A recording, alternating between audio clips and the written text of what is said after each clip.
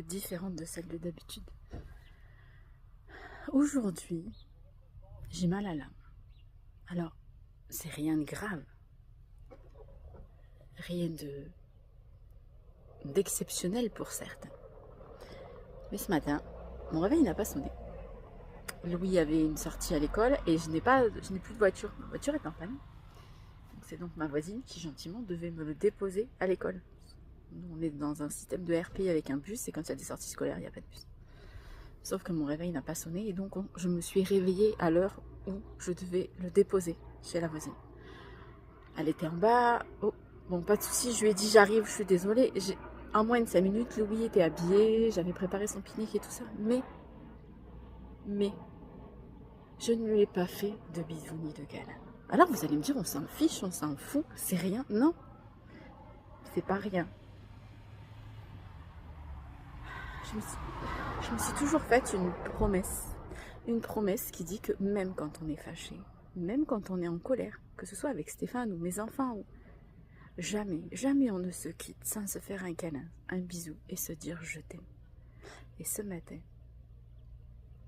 je n'ai pas réussi à prendre ce temps et ça me fait mal à l'âme. Pourquoi ça me fait mal à l'âme? Parce que ça me désaligne de ma valeur. Les valeurs que je m'inculque, les valeurs que je me donne, les valeurs que je ressens. Et ça, c'est dévié de cette valeur. C'est une petite chose. Mais pour moi, elle est presque des plus importantes. L'amour est la chose la plus importante. Sans amour, effectivement, le reste peut ne pas fonctionner. Par exemple, un soin énergétique sans amour ne fonctionne pas. Je m'égare. Ce que je voulais dire, c'est que tu vas parfois te sentir pas comme d'habitude, peut-être un peu triste, et tu ne sais pas pourquoi.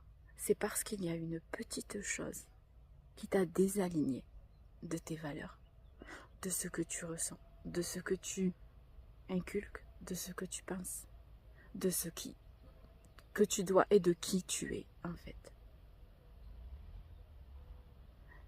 Même quand il y a une petite chose, si tu ressens ça, fais le point sur ta journée, fais le point sur ce qui a dévié de qui tu es, de ce que tu ressens. C'est là le désalignement. C'est là qu'il commence. Et c'est ça qui peut te chambrer.